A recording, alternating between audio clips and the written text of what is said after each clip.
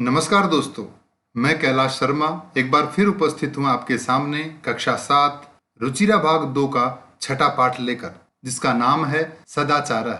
इस पाठ में संस्कृत के कुछ प्रसिद्ध श्लोकों का संकलन किया गया है। तो आइए पढ़ते हैं पाठ सदाचारः। पहला श्लोक है, आलस्यम ही मनुष्याणाम शरीरस्थो महान रिपु नास्त्युद्यम समो बंधु कृत्वायम नावसीदति। इसका अन्वय है, आलस्यम ही मनुष्याणाम शरीरस्थो महान रिपु अस्ति उद्यम समो बंधु नास्ति यम कृत्वा मनुष्यः नावसीदति।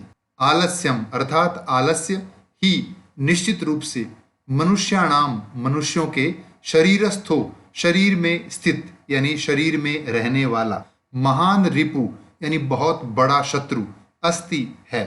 उद्यम परिश्रम, समो यानी समान, बंधु यानी बंधु मित्र सखा, नास्ति न प्लस अस्ति यानी नहीं है, यम जिसे कृत्वा करके, मनुष्य यानी मनुष्य, न अवसीदति न प्लस अवसीदति नहीं दुखी होता है।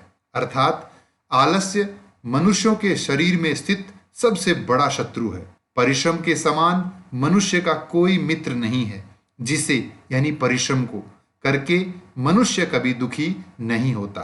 अतः हमें अपने सबसे बड़े शत्रु आलस्य को त्याग कर अपने सबसे बड़े बंधु परिश्रम मेहनत को अपनाना चाहिए।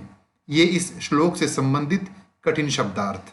दूसरा श्लोक है, स्वकार्यम अद्य कुर्वीत पूर्वाण्ये चापराण्यकम न हि प्रतीक्षते मृत्यु कृतम अस्य न वा कृतम।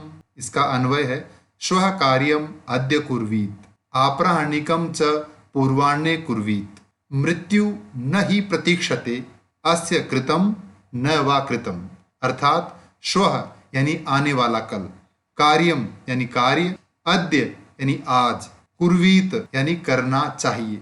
आपराह्निकम अपराह्न कहते हैं दोपहर के बाद का समय, तो आपराह्निकम यानी दोपहर के बाद वाले, च यानी और, पूर्वाह्ने दोपहर से पहले, कुर्वीत करने चाहिए, मृत्यु यानी मृत्यु, न नहीं, ही निश्चित रूप से, प्रतीक्षते प्रतीक्षा करती है, अस्य इसका, कृतम किया गया है, कार्य किया गया है, न नहीं, वा यानी या, कृतम किया गया है। अर्थात आने वाले कल का कार्य आज करना चाहिए और दोपहर के बाद वाला कार्य दोपहर से पहले करना चाहिए, क्योंकि मृत्यु कभी प्रतीक्षा नहीं करती कि इसका कार्य किया हुआ है या नहीं। अर्थात इस व्यक्ति ने अपना कार्य कर लिया है या नहीं, मृत्यु इसके लिए कभी प्रतीक्षा नहीं करती। हिंदी का एक प्रसिद्ध दोहा है, कल करे सो आज कर, आज करे सो अब। ठीक वही संदेश, वही सीख इस श्लोक में दी गई है। ये इस श्लोक से संबंधित कठिन शब्दार्थ। अगला श्लोक है, सत्यम ब्रूयात प्रियम ब्रूयात न ब्रूयात सत्यम प्रियम प्रियम च नानृतम ब्रूयात एष धर्म सनातन। इसका अन्वय है, सत्यम ब्रूयात प्रियम ब्रूयात अप्रियम सत्यम न ब्रूयात प्रियम च अनृतम न ब्रूयात एष धर्म सनातन। सत्यम यानी सच, ब्रूयात बोलना चाहिए, प्रियम यानी प्रिय अच्छा लगने वाला, ब्रूयात बोलना चाहिए, अप्रियम यानी प्रिय न लगने वाला, सत्यम यानी सच, न ब्रूयात नहीं बोलना चाहिए, प्रियम यानी प्रिय, च और, अनृतम यानी झूठ, न ब्रूयात नहीं बोलना चाहिए, एषः यानी यह, धर्मः धर्म, सनातनः यानी सनातन अर्थात जो सदा से चला आ रहा हो। इसका हिंदी अर्थ है, सत्य बोलना चाहिए, प्रिय बोलना चाहिए, लेकिन अप्रिय सत्य नहीं बोलना चाहिए और प्रिय लगने वाला असत्य भी नहीं बोलना चाहिए। यही सनातन धर्म है। अर्थात हमें सच बोलना चाहिए लेकिन प्रिय बोलना चाहिए। कभी भी कड़वा सच और मीठा झूठ कभी नहीं बोलना चाहिए। यही सनातन धर्म है। ये इस श्लोक से संबंधित कठिन शब्दार्थ। अगला श्लोक है, सर्वदा व्यवहारे स्यात् औदार्यं सत्यता तथा ऋजुता मृदुता चापि कौटिल्यम न कदाचन। इसका अन्वय है व्यवहारे सर्वदा औदार्यम सत्यता तथा ऋजुता मृदुता च अपि स्यात्। व्यवहारे कौटिल्यम कदाचन न स्यात्। अर्थात व्यवहारे यानी हमारे व्यवहार में सर्वदा हमेशा औदार्यम उदारता सत्यता सच्चाई तथा उसी प्रकार ऋजुता यानी सरलता मृदुता यानी कोमलता च और अपि भी स्यात् हो या होनी चाहिए। व्यवहारे व्यवहार में कौटिल्यम कुटिलता कदाचन कभी भी न स्यात् नहीं हो यानी नहीं होनी चाहिए।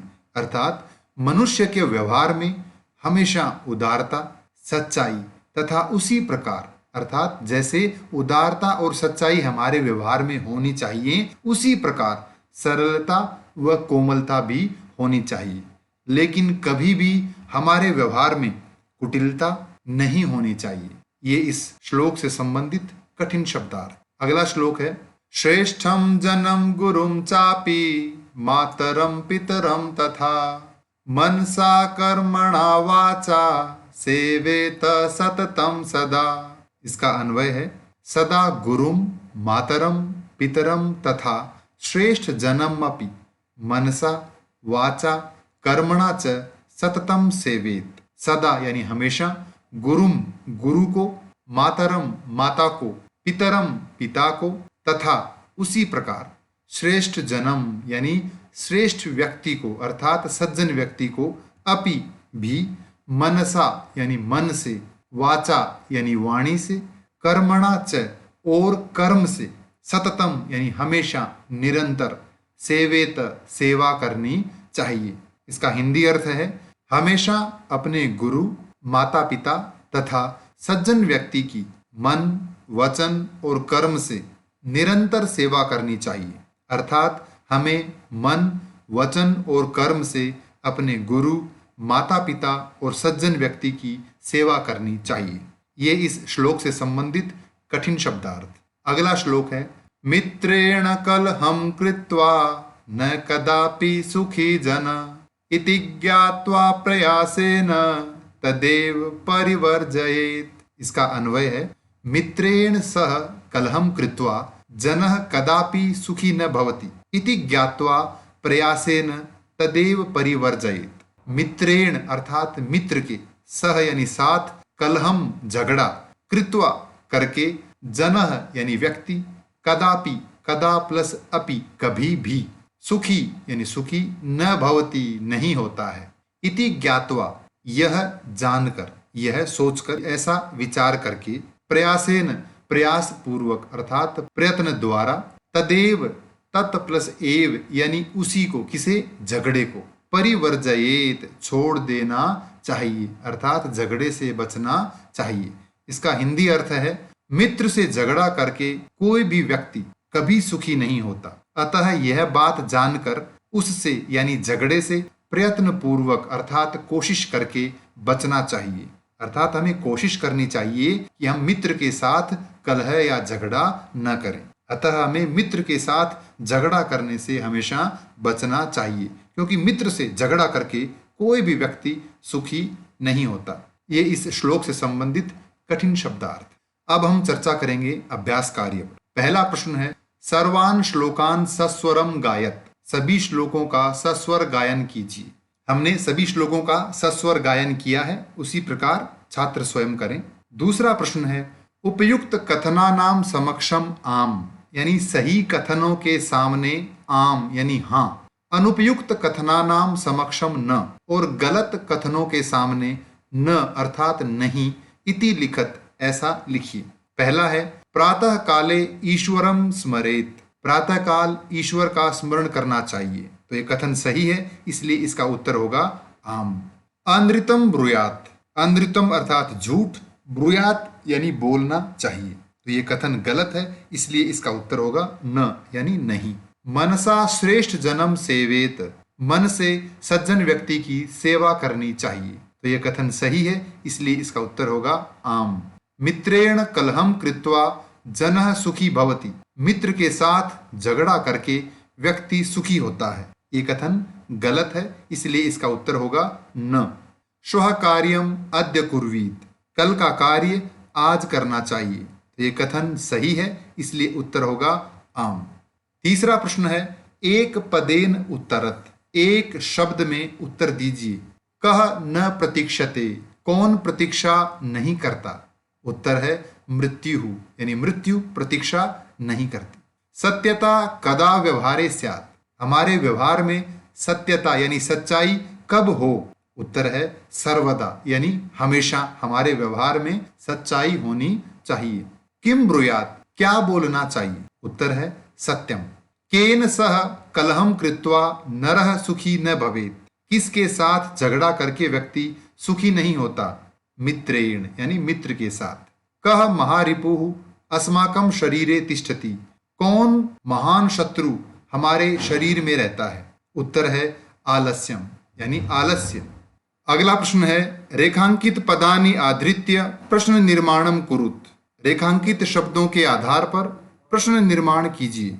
मृत्यु न प्रतीक्षते, मृत्यु प्रतीक्षा नहीं करती। तो प्रश्न होगा कौन प्रतीक्षा नहीं करता? तो कौन को कहते हैं कह। तो हमारा प्रश्न बनेगा कह न प्रतीक्षते, कौन प्रतीक्षा नहीं करता। कलहम कृत्वा नरः दुखी भवति, झगड़ा करके व्यक्ति दुखी होता है। कलह यानी झगड़ा करके, तो प्रश्न बनेगा क्या करके। तो क्या को कहते हैं संस्कृत में किम। तो हमारा प्रश्न बनेगा किम कृत्वा नरः दुखी भवति, क्या करके व्यक्ति दुखी होता है। पितरम कर्मणा सेवेत, पिता की कर्म से सेवा करनी चाहिए। पितरम यानी पिता को, प्रश्न बनेगा किसको। किम शब्द पुल्लिंग द्वितीय विभक्ति एक वचन में बनेगा कम। तो प्रश्न बनेगा हमारा कम कर्मणा सेवेत, किसकी कर्म से सेवा करनी चाहिए। व्यवहारे मृदुता श्रेयसी, व्यवहार में मृदुता यानी कोमलता श्रेष्ठ है। मृदुता, इस आधार पे हमें प्रश्न बनाना है। मृदुता श्रेष्ठ है तो हम पूछेंगे कौन श्रेष्ठ है।